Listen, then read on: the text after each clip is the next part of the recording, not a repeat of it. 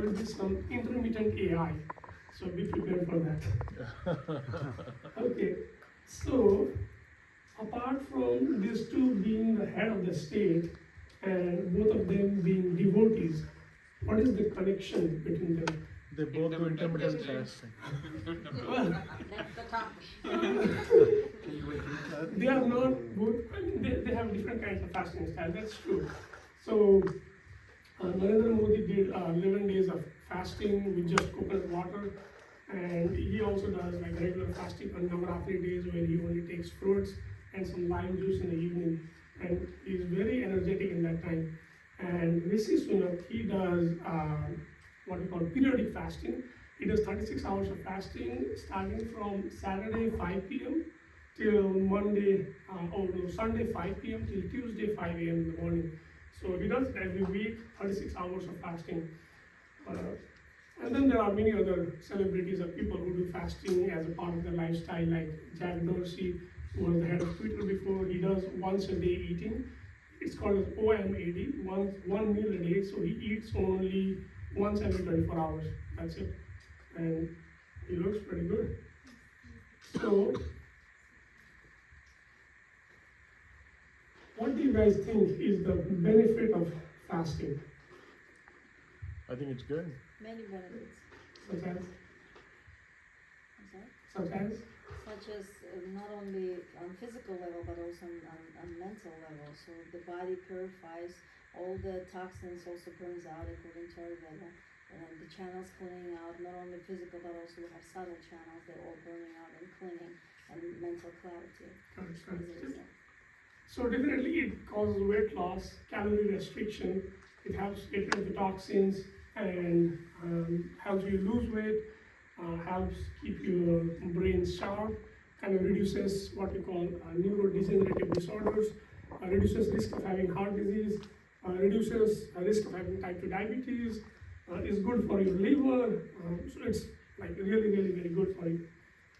So how does intermittent fasting work? So the science behind it. So the first thing is called metabolic switching. So when you do not eat for, once it goes beyond 14 hours, then your body starts getting rid of all the glucose in the liver and it starts switching to fats.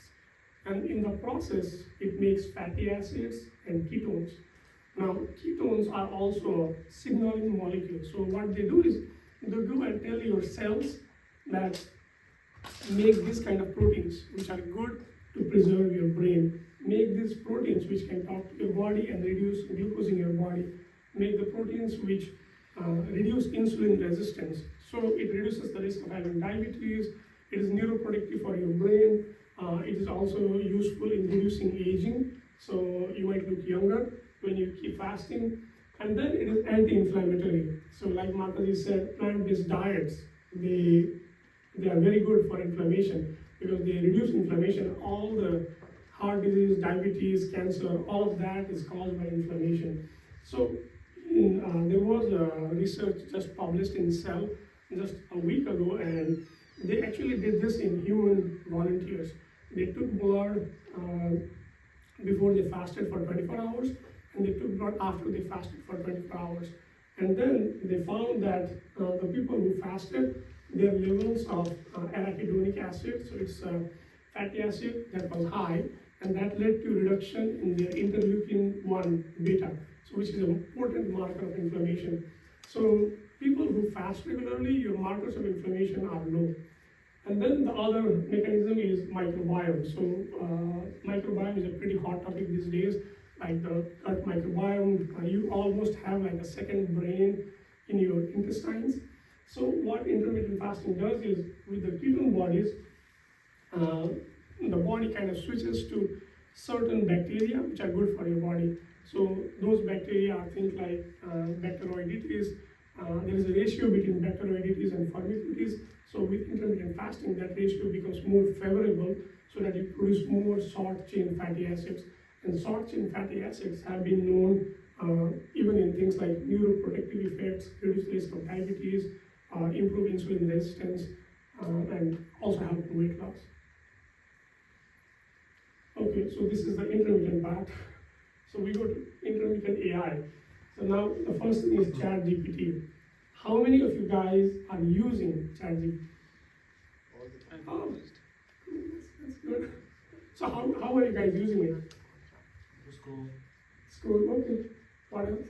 For writing Business patients notes. conversations, when I have situations with customers, I actually ask the software and believe me, I have really great results. Yeah, They do like big deals because the advice of that software. yeah, that's good. And that's good. How are you? I just type in Google search bar and ChatGPT answers now. Okay, okay. Yeah. So many people have used it like very well. You can use it differently for studies. You can use it to learn anything. So one of the ways, I mean, people have made money using ChatGPT. People have made business. And there was recently a Japanese novel which was written with the help of AI, and she got like a big literary prize. So one of the ways I have been using it is I've been chatting with ChatGPT, conversation, you're talking with it. I'll give you an example. How important is intermittent fasting in 2024? Intermittent fasting. Ah, yes. Because what modern life really needs is more complex rules around when to eat a sandwich. So I programmed it to give a sarcastic response. So you can actually program ChatGPT in the way you like. So, I mean, usually when you ask questions like that, it will give you a very big list of how good is intermittent fasting. But I just programmed it to give me one sentence of sarcastic response to this question, and it just gave that response. So now you can actually program ChatGPT to just make it do anything for you.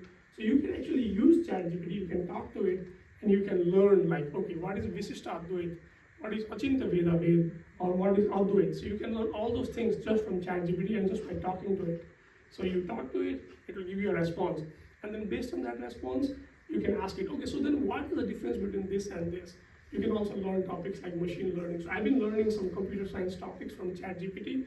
I ask questions to it, it will provide me answers, and if I don't understand something, then I ask it a follow-up question, and it answers that in an even more nice way. So sometimes you can do things like, explain me this topic like I'm 15 years old, and it will dumb it down for you that you can understand it even better. So ChatGPT is one of the tools you can use to improve your knowledge and learning. Is this the paid version? Yeah, so if you have to talk to it like this, yeah, you have to pay $20 a month. But otherwise, it will give you just, yeah. If you are learning, so it's like having a private tutor. So if you go to a private tutor, it's like what, $80 per hour or something like that.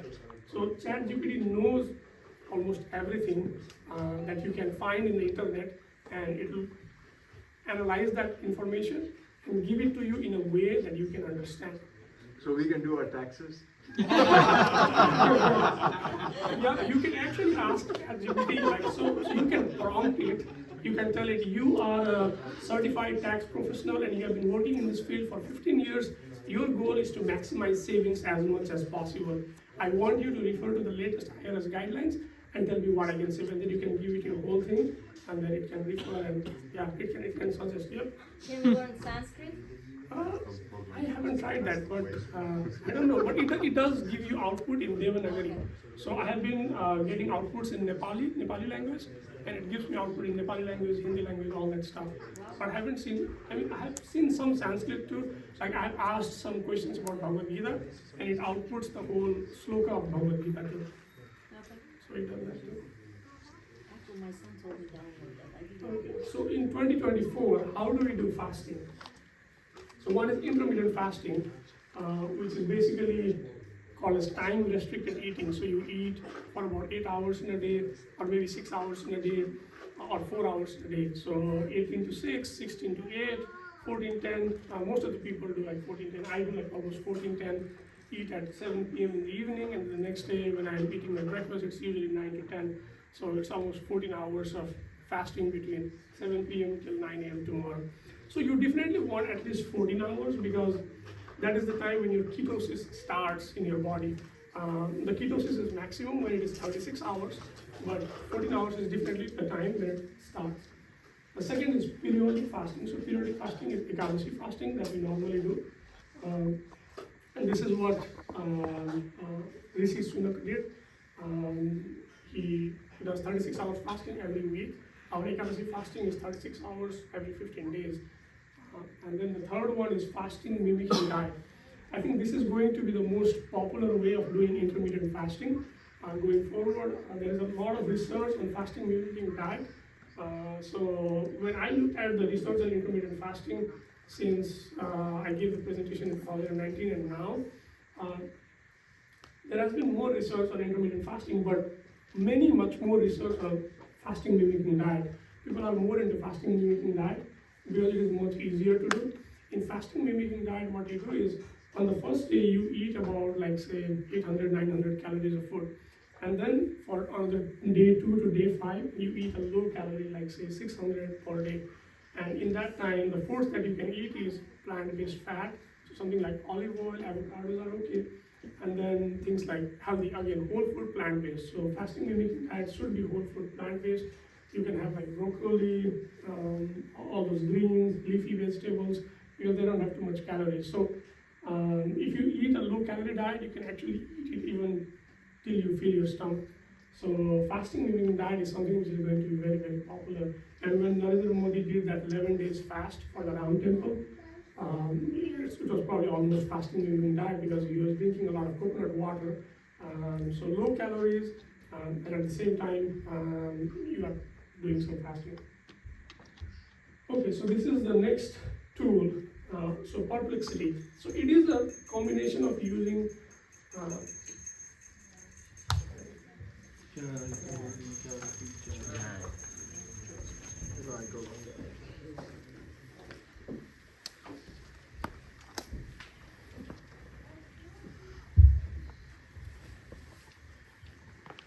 this is a combination of both ChatGPT and searching.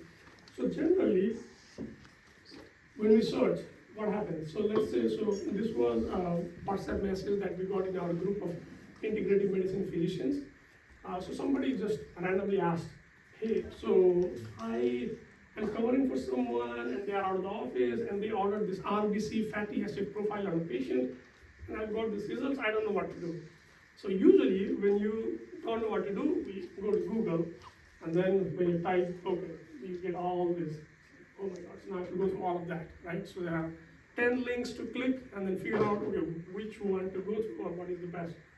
So instead of that, you can go to perplexity.ai and then you basically give it the whatever you want to search and then it will go through all that links for you and usually top 10, sometimes even 22, it looks at all of that links and then it summarizes the information. So, so I just searched for like, what is RBC fatty acid profile and why order it? And it told me, okay, you can use it to monitor somebody's nutritional status. Are they compliant with like fish oil? And they look at the metabolic state, also looks at inflammation, disease monitoring. So something that you do not know, and if you want to figure it out, like if you want to know what is going on, so you can use this perplexity.ai. So it's also it's like ChatGPT. It's also an app. You have it for both Android and iPhone, and it kind of. So I've been using this more and more frequently. So this morning, when Prasanathan Prabhu asked like, how many people did suicide in India? How many physicians did? So I searched it, and it said 358. The data is 358 from 2010 to 2019. So that is the reported. So and it wrote below like, this is just the reported, and this is there are definitely more than this. So it does look at all the links that you find when you do a Google search, and then gives you the thing that you want to know. So exactly the essence of what you are looking for, you get the real answer using this perplexity.ai. So, and then there is another tool which I have not mentioned here, it is called as Arc Browser.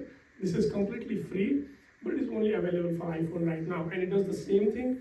So this will charge you like $200 a year if you use the Pro version. They still let you search for like 30 questions every day.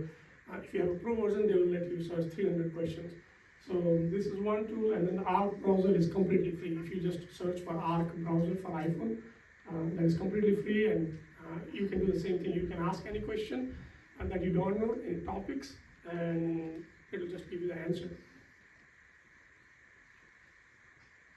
Okay, so how many of you are prescribing, like how many of, we are not prescribing intermittent fasting. Okay, let's see how many of you are practicing intermittent fasting. 1, 2, 3, okay, that's good. So, what are the challenges that you have faced when you are practicing? Being in the temples, going to the temple, you know, in this pressure, and it's like, Okay. because I live in a place that I don't have really temple like really next to me. But definitely it was in the beginning with the breakfast, you know, so trying to avoid doing breakfast and then now it's easy. Okay. It's really once a day and it's done. Really shaky. Okay, can we see some. And does that happen like after how many hours of not eating? The first few hours, the first 4 or 5 hours. Yeah, so the thing with fasting is that it is hard to sell it to patients because most people are worried about not eating. You can use it for most healthy people, but let's say if they are pregnant, if they are already malnourished, if they have diabetes, if they are on insulin, or if they are young children, it's very hard to prescribe that. And because not eating is not very ingrained in Western culture, they are more ingrained with the SAD diet, the standard American diet. So people do not want to do intermittent fasting. So for them, fasting mimicking diet is a good option. But again, for that, you may not have all the choices. It's mostly whole food, plant-based. And the reason why clinicians are not prescribing fasting yet is, one thing is there is not enough good quality data. So most of the data that I saw since 2019 are still observational studies, a lot of systematic reviews. There are some studies, but they are mostly 12 weeks. The largest study is like 1 year, but it was not considered a good quality study. So the data is not good quality. The studies that people are doing is only 3 months, maybe 6 weeks. The number of patients is very low. There are some studies where there are only 6 patients. There are some studies where there are only 9 patients, 12 patients, but they are still being published. So there is very low quality data, and the studies are not long term. So what we really need is, like Prasannatham Prabhu said, like he is the one who is in charge of doing 3-4 things at once. We need people like him to actually design studies on intermittent fasting. And I think we will find people, because a lot of people do Ekadashi fasting in ISKCON. You will definitely find people who do Ekadashi fasting without food, water in India all the time. And you can always find controls for them, like matched controls, either in India or in US. So I think what we really need to do is we need to find people who are willing to be enrolled in intermittent fasting. Even Ekadashi fasting is considered periodic fasting, and even that can kind of help people.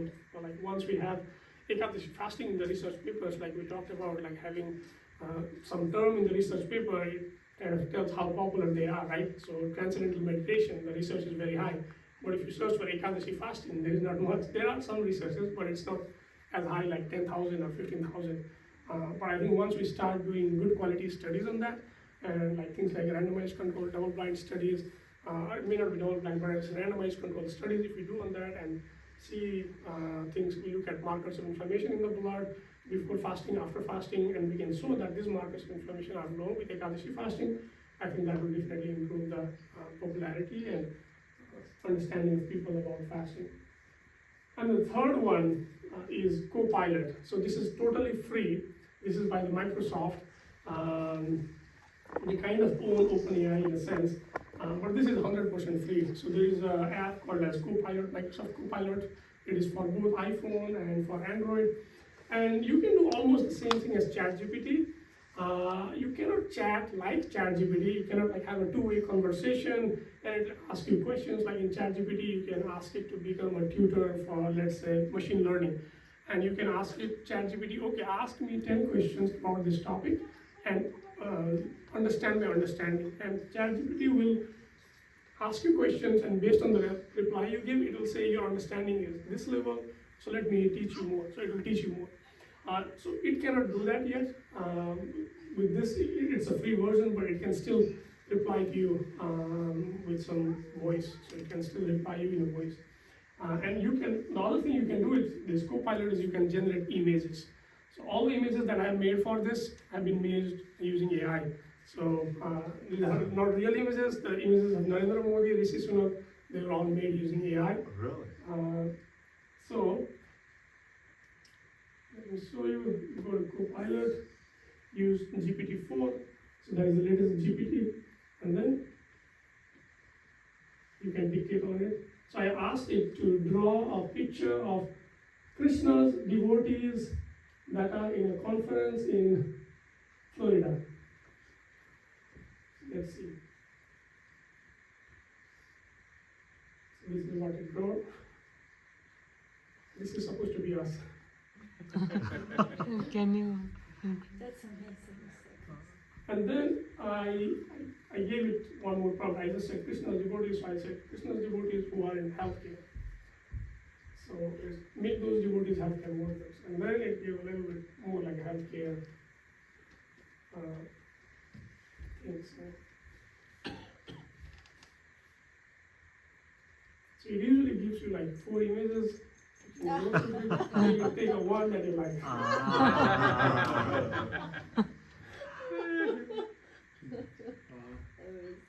Next year we'll plan like this.